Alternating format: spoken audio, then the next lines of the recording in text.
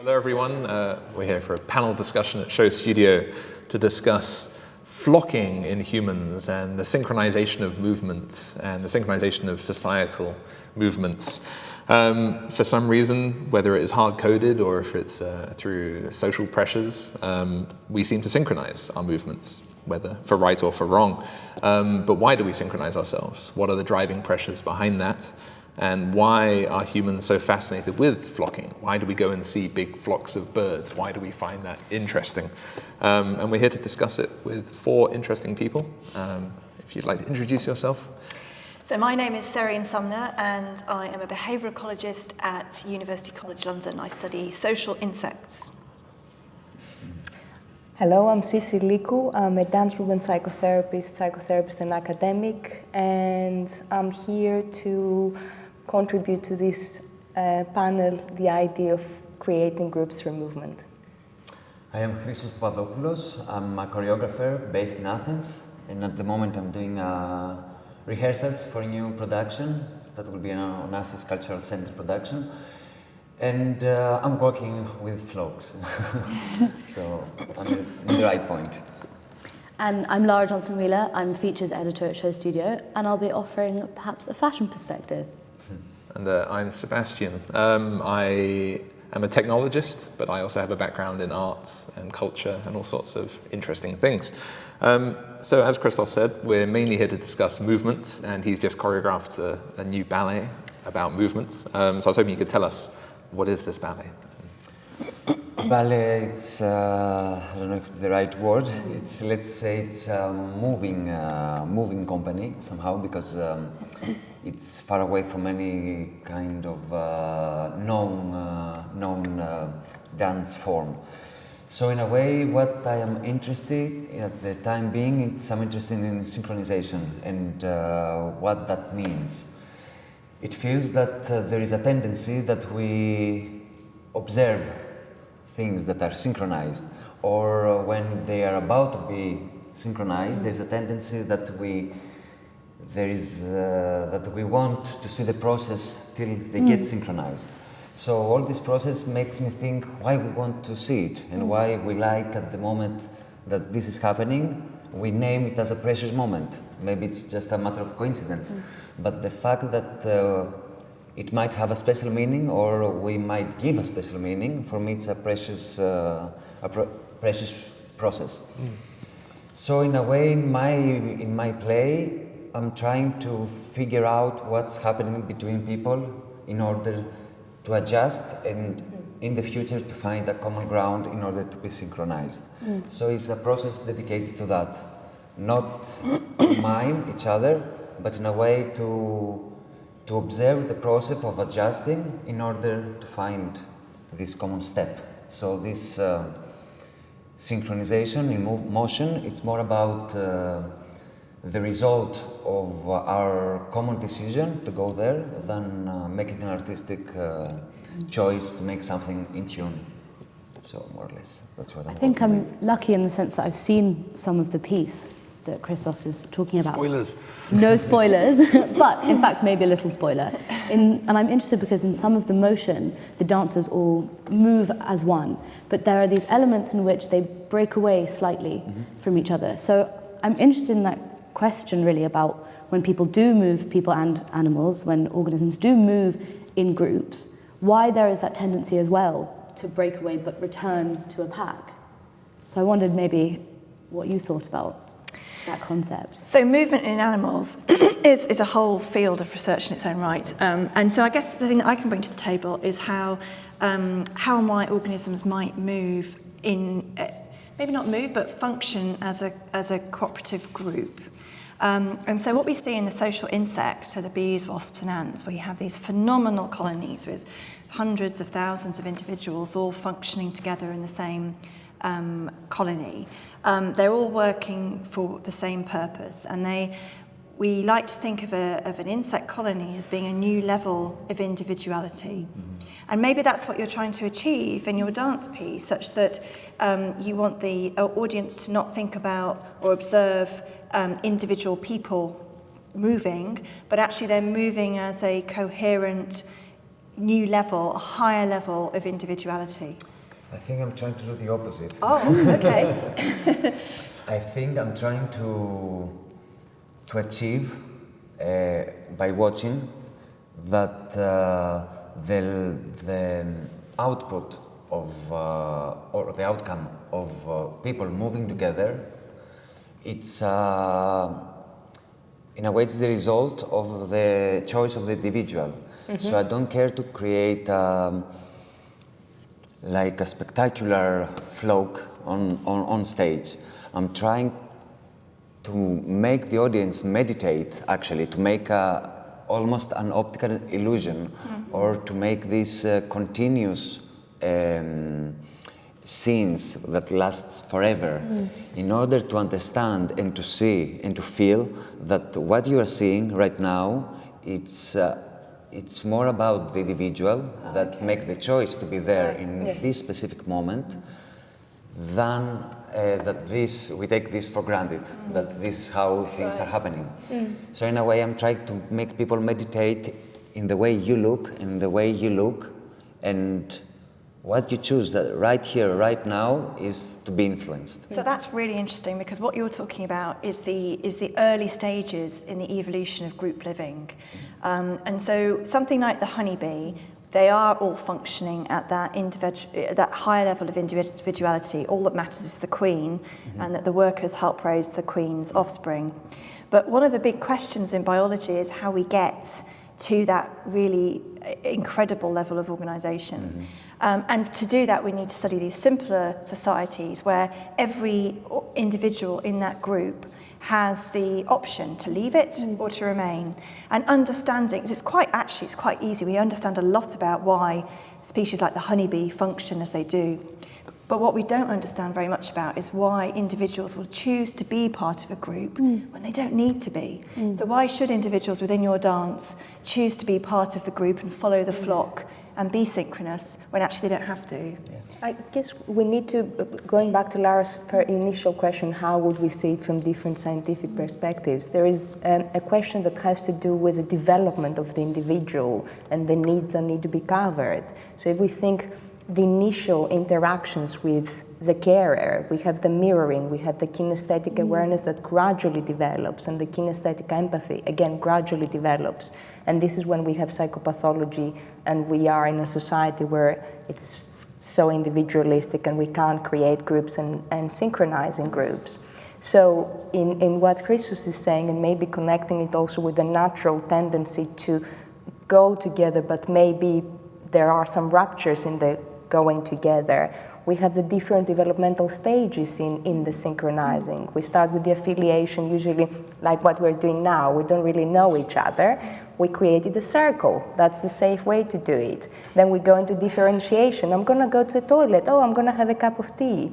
And then we go into the integration of creating shapes that we own.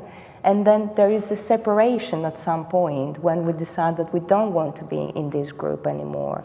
And I think that the whole playing between group and individuals is fascinating in today's society. So do we know, is it all evolution behind this? Are we from birth, do we have the genetics to kind of seek out and make groups with people? Or are we coded to actually be individual, and just it's the societal pressures that push us towards flocking? So it's very difficult to put human social behaviour in the same basket as non-human social behaviour, because there are very different pressures. A good example for social living, for example, in humans is we have to, in order for me to cooperate with you, I have to have some idea that there'll be some cooperation back. So reciprocation is really important. Because you're not sharing my genes, you're not going to help actually contribute to my my fitness. In non-human animals, you normally get cooperation because it improves your fitness. In other words, fitness means your ability to pass on your genes.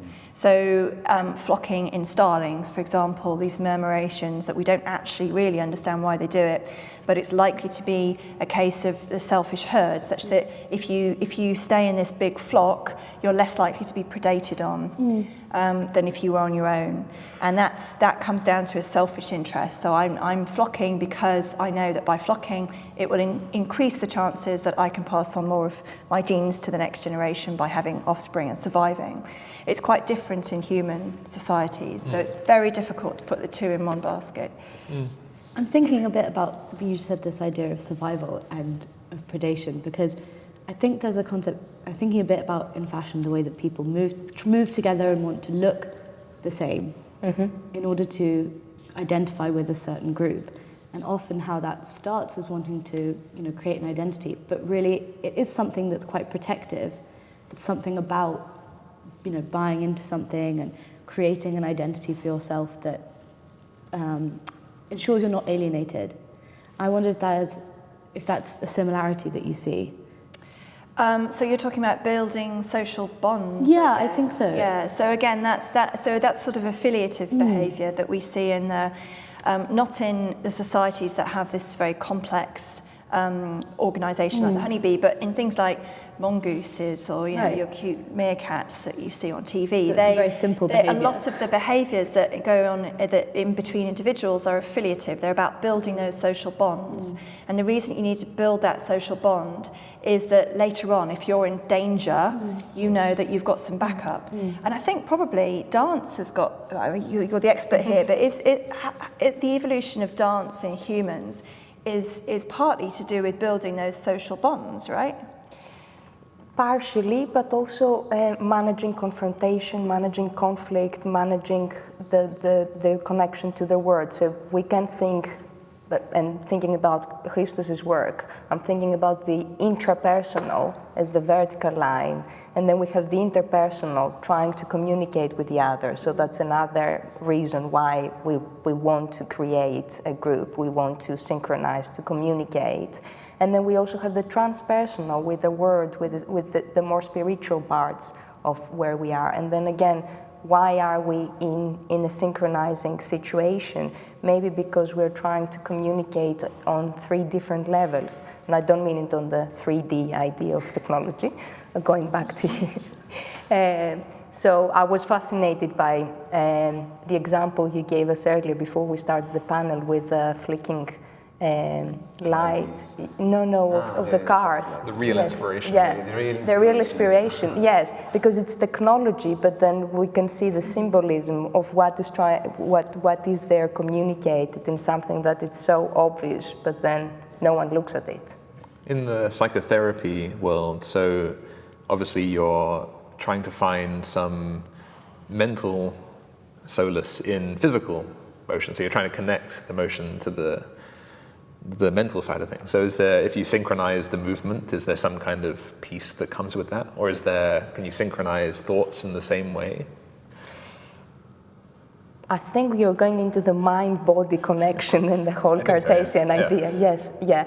And I guess the synchronizing when it comes to group therapy and group dance movement psychotherapy, and in today's society, again, and I highlight it because obviously there is the evolution in what psychotherapy is trying to achieve too, and has to do with the loneliness that comes in our society. And group therapy, unfortunately, hasn't had the same, it's not in the same trendy idea as it used to be in the 60s, where we had the more collective spirit.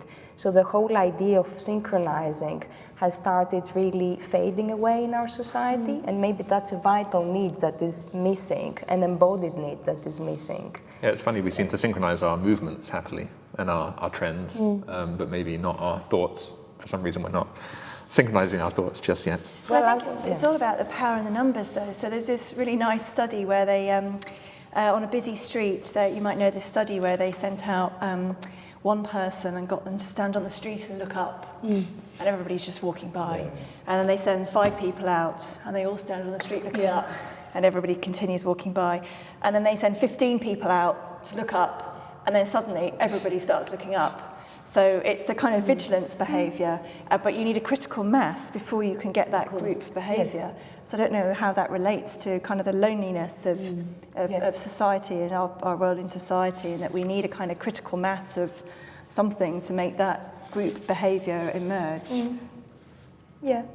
Well, I think thinking about the way that loneliness perhaps is a concept, I think that the way that people then decide to move in groups in fashion is also definitely a part of expression.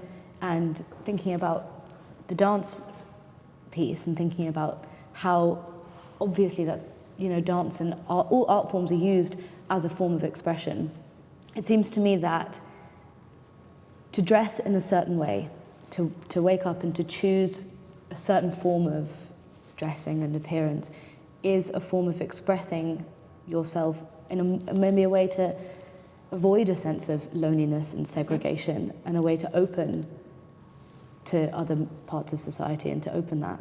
So it's forming a sense of identity. Well, exactly. And trying to match your identity with those of the people around you. Yeah, I think so. I think so. And then, bonds. you know, perhaps further than that, perhaps it's something that's not necessarily intended at the time. And I think that a lot of people, you know, fashion and arts, it's about creating something that's individual. But it has to be, it can't help. I think a lot of people can't help but become part of a group. And I think that's something that's very different in terms of the animal world, as far as I'm aware. It's not necessarily a desire to be an individual, whereas there is... Well, there is a desire to pass on your individuality, which are your genes. So, yes, so it is very much about the individual, just in a slightly different sense. So, but only in terms of mating? Or? Well, yeah, well, survival. Yeah. If you don't survive, you don't get to mate, you don't get to pass on your genes. And maybe it's the same with, you know, maybe if you don't wear the right thing amongst I think so. circle, It's a form of peacocking. Yeah. Or, you know, yes, so there is the whole point of getting a mate, but even within, you know, when you're in situations where you're not looking for a mate, maybe your choice of fashion is kind of, it's important that you are mirroring what those around you are, but I think, to a certain extent. I think there's an idea of mirroring, but also a concept that's so important in fashion is desire, obviously. And when a designer is designing, they want to be creating something that their consumer is going to want in 6 months. And so I think there's very much that need, as well as, you know, if someone puts a garment on and wants to be desirable in that, the concept of desire is inherent in what's being done there. I think it's you know, in painting, someone's creating something because there's a desire in them to create, but there's that external thing when someone's creating a garment that they're thinking about someone who will want that. Do you feel that there might be, though, something in as if it's a non-verbal statement for belonging, and similarly trying to connect the two disciplines you bring here in the panel? The non-verbal statement of clothes and non-verbal statement of dance. I think that's definitely what I'm trying to say here, and then I think that that's something that I picked up on as well when I was watching the piece, is how much was being said in that dance. But obviously, well, was there anything being said? I don't know. What's the meaning of it? Is there a meaning? Because I know that, you know, a movement in an animal situation has to have a meaning. It's got a function. It's been selected for by natural selection from the evolutionary process. But dance, does it have to have a meaning, or does it have multiple meanings? It has multiple meanings. Yeah. It has multiple meanings for the dancer and for the spectator. Because in a way, when you first of all, you create a moving form, like a moving state. Within this state, that's also, for my work, it's influenced from nature, from patterns. It's like that you're creating, I'm working a lot with repetition. So you're trying to perceive, and I'm trying to work on repetition, not like we're watching a metronome, like seeing the same thing again and again. It's more about creating the state and the space within this small fragment of movement that the person can constantly evolve and go on and make choices. So in a way, what I want to say is that being synchronized doesn't mean, for me, saying yes. It's like we perceive this being synchronized as an absolute size. Being synchronized is about also debating and coming to a conclusion. But before the conclusion, it can be like yes and no, yes and no, yes and no. And actually, this is what's happening also in the animals. Like in the flocks, they're saying yes and no all the time in order to achieve, to avoid the predator at the end. So also for our social life, or also for my dance fantasy, it's a process being synchronized is a process of yes and no. So agreeing and disagreeing, it's a part of the game, and it's a result of the personal path that everybody follows. So in a way, yes, there is a task. There's a task to coexist, in a way. So to what extent is your piece governed by rules that you impose versus... 100%. It's all I'm a dictator. Okay. It feels very controlled. But is there a formula? No, I'm a dictator with the limitations. So I put so many limitations, like forever, for dancers. And within these limitations that you need to move in, like for 2 months in this volume, you need to find your own truth and your own sincerity with what we're aiming for, and how you perceive the person next to you, and how you perceive the task in front of you, the world in front of you. So in a way, it's a way to go very deep inside your body to find the right imagination in order to be very extrovert, because I'm trying to make a very extrovert system in a way. So yours is like the flocking. It's almost multiple. So the audience that comes to see it, they're seeing one flock, but also the dancers are also partaking in their own little flock. And I guess each time it's different. Yeah, and the rules. Do you have some examples of the formula that you? Because I guess you can't dictate the exact dance. You just give them kind of rules and they interpret it each time. Or wow. So they make their own flock. Oh, okay. Yeah, because for example, to make it a little bit more real, for example, you have one motion, let's say that you have one action. I want to take the glass. But the way that our mind works, till I get the glass, I might have like thousands of thoughts. I might think maybe it's his. Can I take it? Is it rude? They're filming me. Is it right to drink now? So there is a debate till you get to do it. So in a way, in my world, I'm trying to make that the end is not more strong than the process. So I'm trying to bring life in the process. So I'm trying to see that we might do the same thing, that we all take the glass, but our personal path till at the end, after 60 minutes of a performance, we take the glass, it's a really different process. So every time you see each dancer, you should be very sure of what you're seeing. If it's a yes, no, yes, no, yes, no, yes, no, till you finally get it. So it's always a debate with motion and pattern itself. And how many times have you seen the dance? Like how many in rehearsals? Hundreds? Or thousands. And every time it's different? It's different. Yeah. I mean, it's not different in the essence that they get the glass, we speak. But every time it's very, very different in the process. Can you give me an example of the actual rules that you give the dancers? Or is it like, be this close to the next person, or what are the rules? First of all, they don't look at each other, never. Okay. They always look in front, like the birds, let's say. So they, in a way, after a lot of work, they develop a common sense of space. Yeah. What is without space? Vision, without using vision. It's almost like they get rid of that sense. Yeah, they only look in front. So in a way, their antennas, they get more sensitive because they need to embrace the rest of them without really looking in order to find their goal and communicate with us outside. So for example, we are doing a big training. What does it mean to be like this and like this? It's a different relation, and we need to be very aware of this new relation. Or if I'm like here, even for you, we have a different relation. Yeah. And now we have a different relation. And now we have a totally different relation. So in a way, space, like every centimeter of space, it's really precious in order to understand what we communicate and what we feel for each other. It's a different dynamic, isn't it? Like what you just demonstrated, the dynamic between you and Lara was so different. Yes. And then similarly, the lines we had from this perspective, and then Seb was almost excluded. Yeah, and it's real. Yeah. Like a dynamic, it's not as it changes our behavior. It changes the behavior. The movement changes the behavior. She felt something different, and I felt something different. She smiled. I did. I smiled. So it's a micro research and micro movement and micro huge Okay, so I understand that, but I still don't understand. So the only rule that you've given us so far is that they have to look ahead. Yeah. Right, okay. So then what are the rules regarding proximity?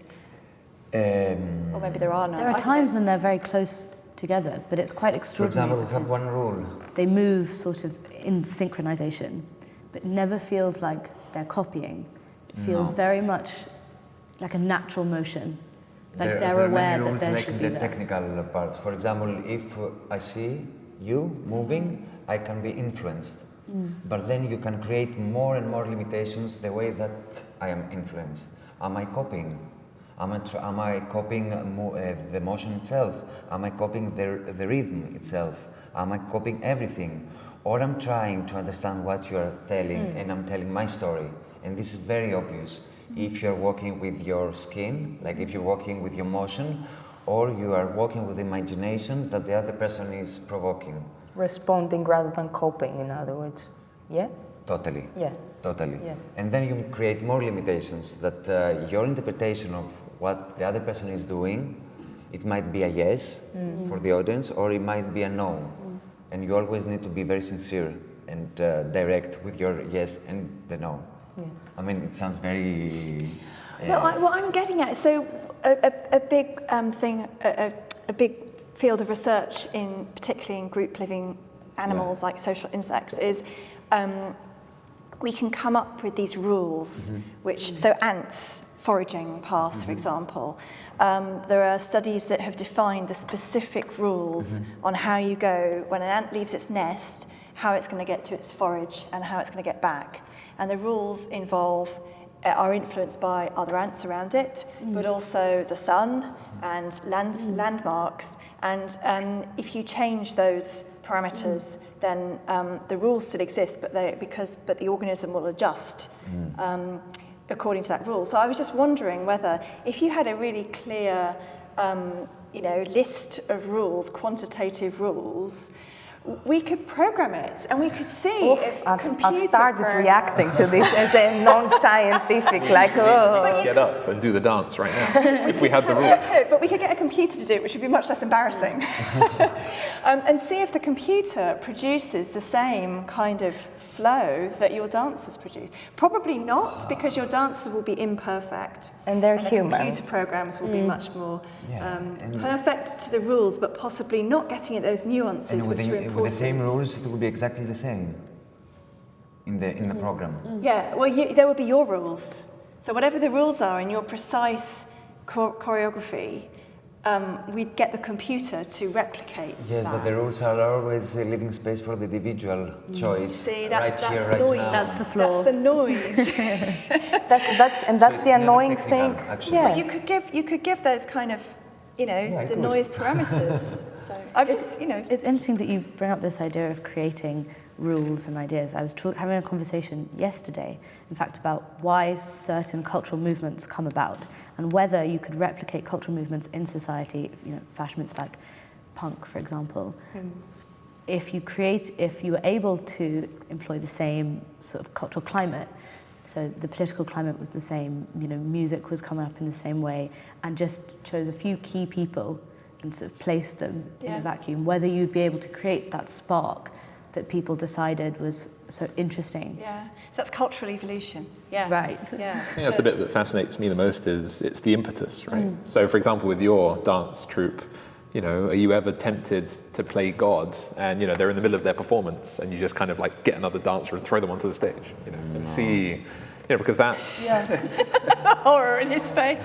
I think Christos has already said so much about his power and that he admits his power, but at the same time he doesn't abuse his power. Sure. So I'm bringing the whole thing. It's interesting because for me the dynamic that is created here, how we conformed at the beginning of doing what we were told to do, present ourselves, start talking, giving space to each other. Now we've started rebelling a little bit, so the synchrony is not there anymore. And it's fascinating because we come from so many different perspectives of one thing that obviously has been in our awareness for our work, whichever work we do.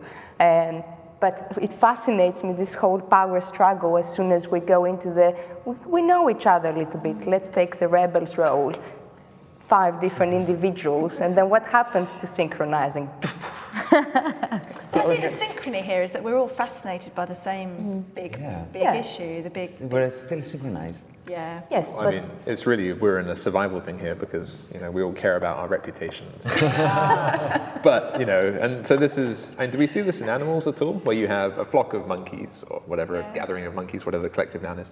I should have known that word. And, but do they, occasionally does a guy strike out and go and make another camp somewhere and pray that people follow him, like a trend? Well, I mean, reputation is really important in these cooperative societies. So not so much in your complex social insect societies, but in your, you know, your cooperatively breeding mammals and also birds.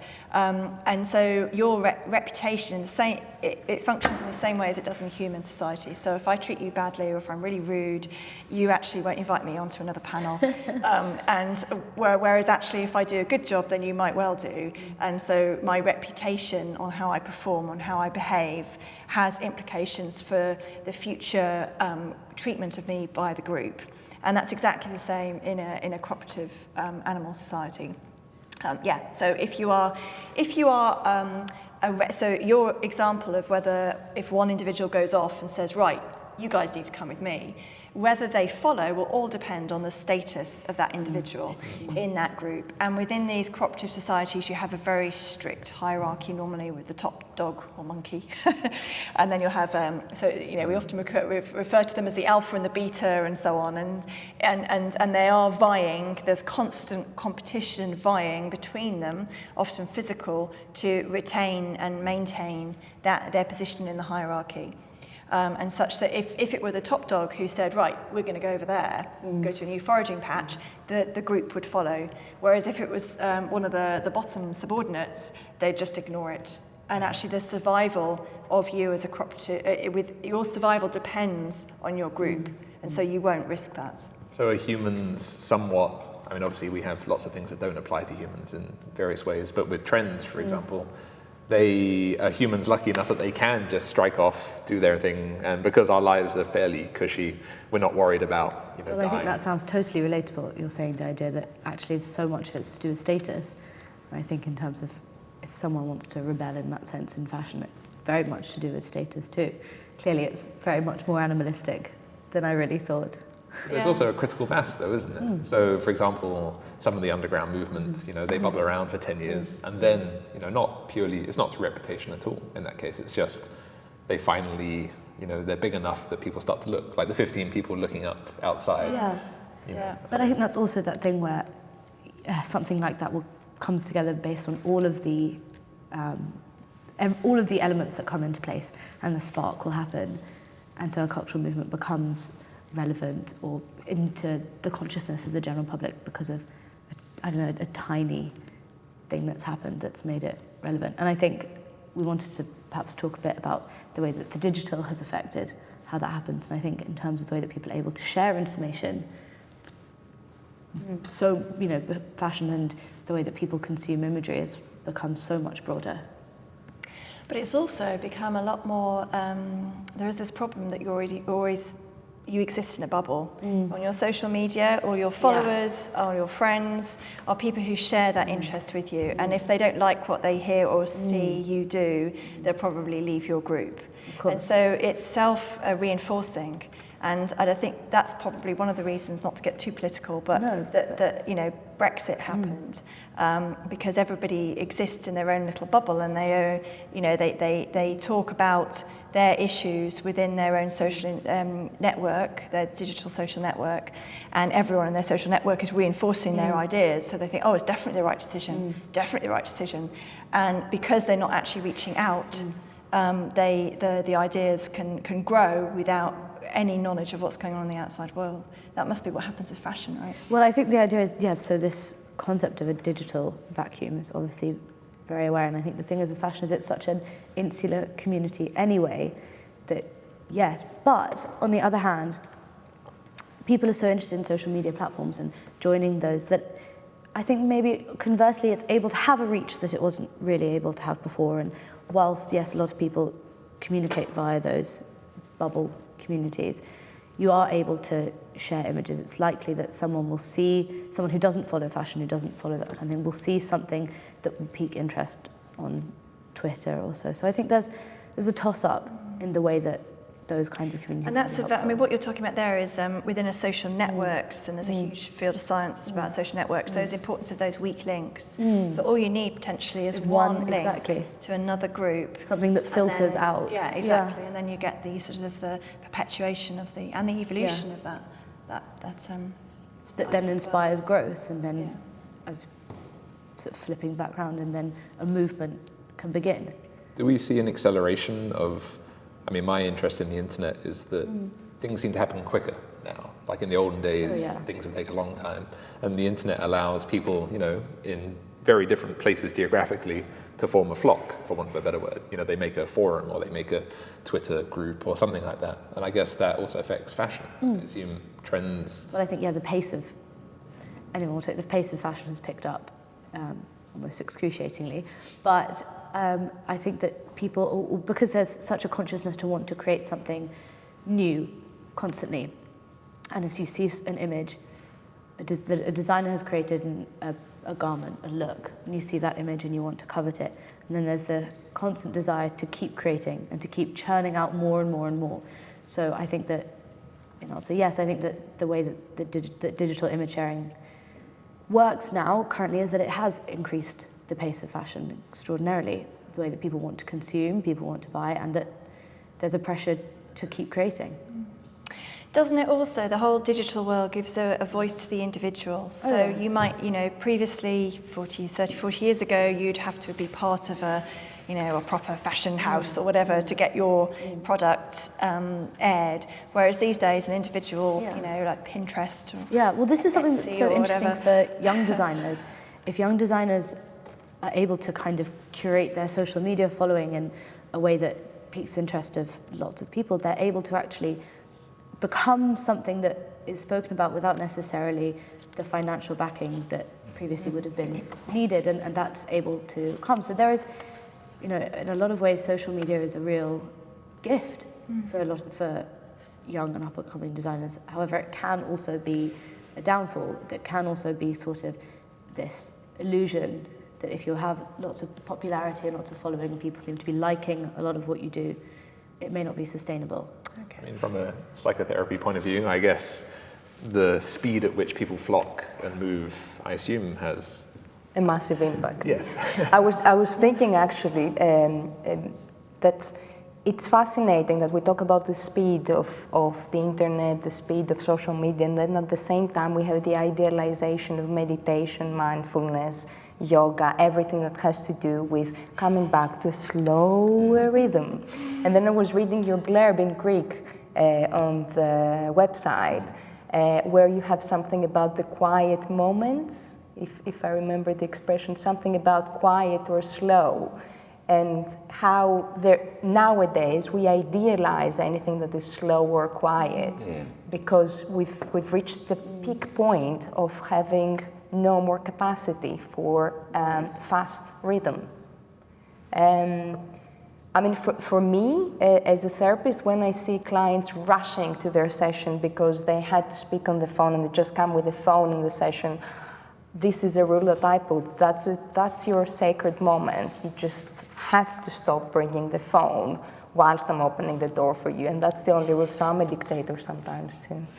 I have to say that it's something about not going to the extremes and whether we can actually find a rhythm that suits us rather than the imposed rhythm of culture, society, and the whole world.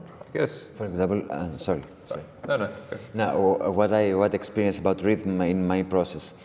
It's amazing how greedy you can become immediately. For example, I'm creating something, and then I always have the tendency, because I'm always try to be very slow and very step by step everything, and then I say, let's try to make this, and then I make something a bit more clever, or a bit more edited or composed, and then I see that and I want more. and then I want more, and then I realize that I'm in the wrong track because one brings another.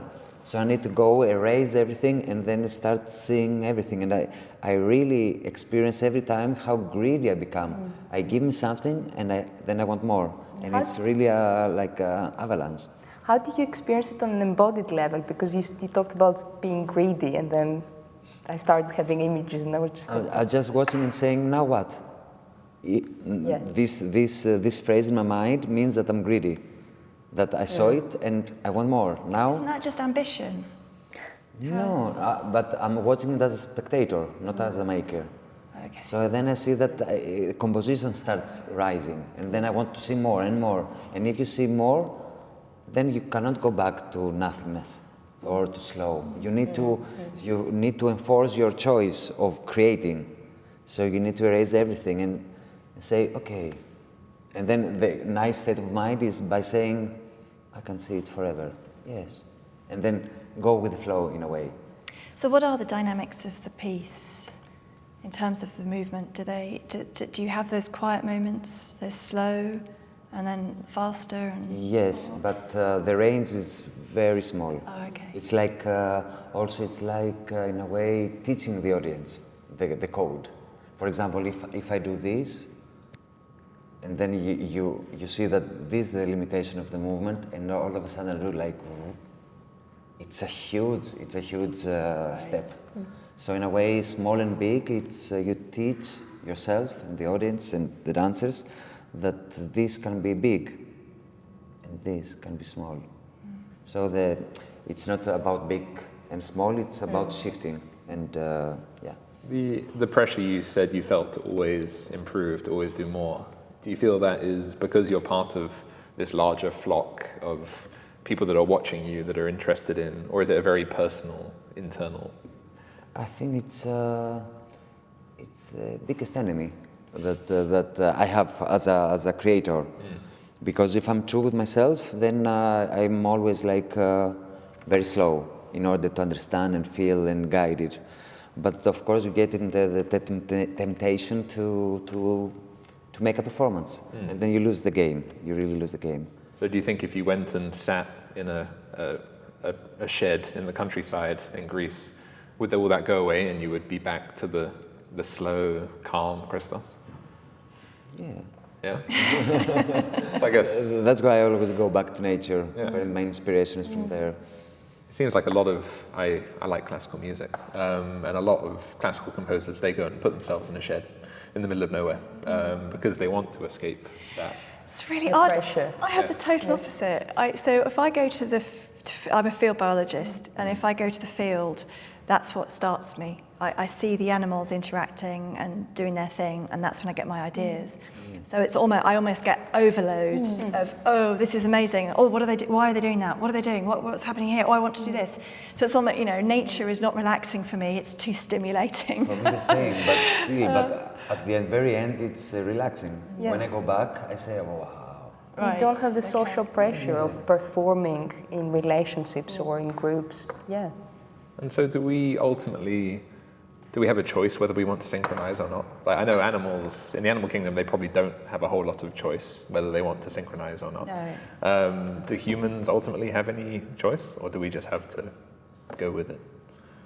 I might piss you off if I say, yes, we do have the choice. If we do a little bit of work in the conditioning we've all been brought up with, the conditioning of belonging to a group, and whether we have the choice of which group we want to belong, and the whole peer pressure too. So if you do belong to a group, then psychologically speaking, then you go with the rules of the group.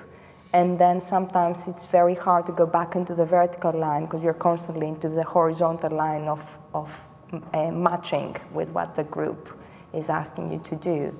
But I think the whole point of trying to find oneself and investing in oneself has to do with trying to find some personal meaning as well as belonging to the collective. That the one doesn't delete the other.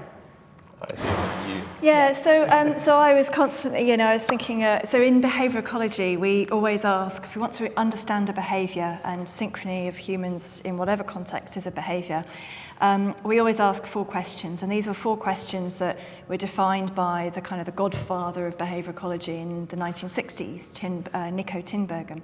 And he explained that there's 4 questions you need to ask of the same behaviour in order to truly understand that behaviour, the how and the why, why it exists and how it exists. And they are, so there's 2 how questions. So what's the mechanism, which I guess would be the physiology of your dancers learning to do this tiny movement. That must be technically quite challenging. Very much. Yeah, and maybe mentally as well as physically. Yeah, so that will be the mechanism. So, can we ask of your dance and your dancers, what are the mechanisms by which your dance emerges? And the second question we can ask, which is what you said made me think of this, is the second question is about the ontogeny, or the development that influences the outcome. And that, I think you mentioned earlier on about your environment in which you grow up in, how much you interact with other people. So, and the mirroring thing, your children mimic their parents. Depending on your environment, that will influence how you behave and potentially how you dance. I think there is research showing that, well, culturally, depending on which kind of culture, that's your environment in which you grow up in, you'll dance in a different way, you'll use your body in a different way. So that's the 2 questions about how you get that behaviour. And then there's 2 questions about why. And the why is the thing that I think is really exciting and really interesting, because it asks about why it exists. So maybe it's not actually that relevant to humans. I think that's the real divide between human dance and animal movement, because the why is what's the function. And function in biology, non-human biology, always comes down to passing on your genes. So how does it increase your fitness, your evolutionary fitness? So I'm not quite sure what the answer would be for this, but there must be that's why I think it comes down to the question of what's the meaning of your dance, and I think that's an unanswerable question, perhaps. And then the 4th question, before we get onto that, is about the evolution and the evolutionary history, and the reason why synchrony exists. And it's often to do with, you have to look back at your ancestral roots. And so many birds show flocking behaviour, and that's not because they all evolved it independently, it's probably because their common ancestor would have evolved that flocking behaviour, and that would have had a fitness benefit. So why do we move in synchrony? Why do we dance? The evolution of dance in human societies. I don't know much about it, but I mean, it has evolved independently in human societies all over the world thousands of years ago, and I think that's fascinating. So I think dance, the reasons why humans dance and why we move in synchrony to particular sounds, particular motions, is a product of evolution, and I think it's a fascinating idea. It's fascinating. What it creates, what's the feedback of the rhythm and the dance itself, also in the rituals, it creates something, it has an impact. Yeah. So it's like fooling each other or fooling ourselves, I do this in order that this will give me back some information or some collective awareness that I cannot achieve without, and this is amazing. So it's a mode of communication and expression that goes beyond the word or As I was watching this documentary of northern Greece, there is this small village that they have these rituals of stepping on fire, on And the documentary was, you could see all the process, of this almost incredible thing, how can you do it? And they were watching all these old ladies, 80 years old, start dancing for example, for a Christian saint, name, day, whatever. But this is just a reason to do it, no reason actually. So they started dancing 24 hours before in their houses. So they create these rituals, and with a repetition, they keep on dancing and dancing, and then they lose this. They go in this ecstasy, whatever. I don't know what is it, and they're able to. They open the door, they go out, and they do it. And it's why this is possible right now? What's the boundaries that you just break in yourself, and what is right or wrong, or what is possible, not possible? through the rhythm or through the dancing. Was it only women that were dancing, by the way? No, no. Oh, because I was interested about No. the suffocation in terms of the metaphoric suffocation of the freedom to express mind, body. So do we think that humans can avoid synchronization? Can they, could a human go and live in a shed in the middle of nowhere and be happy? Or do they need to be part of some kind of synchronization? I think it all depends on the stage in development. So there's studies that show that children who are sadly being brought up in isolation can't function in a group when they're adults. So I think there's this critical period in development in any organism. It's not just humans, but worms, anything, flies, during development, during those early stages of development, whereby if you're not exposed to what is a normal environment, so normal social environment with normal social interactions, then that affects how your ability to become that synchronous unit, I guess. But perhaps you can. I agree with this, and I would like to add the whole concept of kinesthetic empathy, that even if you are not with other humans, even if you're in nature and let's say you've been abandoned in the middle of nowhere as a child, there is this innate tendency to empathize kinesthetically with a movement that is in front of you. So maybe a task is to just look at a leaf that is about to fall from a tree, and you look at this leaf going like this for about 5 minutes, absent-minded, and then you start moving without realizing that you empathically move with the leaf. So maybe synchronizing happens without really consciously attempting to synchronize with human or non-human. But people want to synchronize in a lot of ways, I think, in terms of the way that people have evolved, and so that the human mind is elevated in the sense that these animal behaviors are to do with survival. Humans use synchronization and flocking as an expression of art, as an expression of something that's perhaps more elevated than simply surviving. But it could still be survival, because if you're not synchronizing, you're not forming that social bond, you're not empathizing with your group, and therefore it's all about reputation again.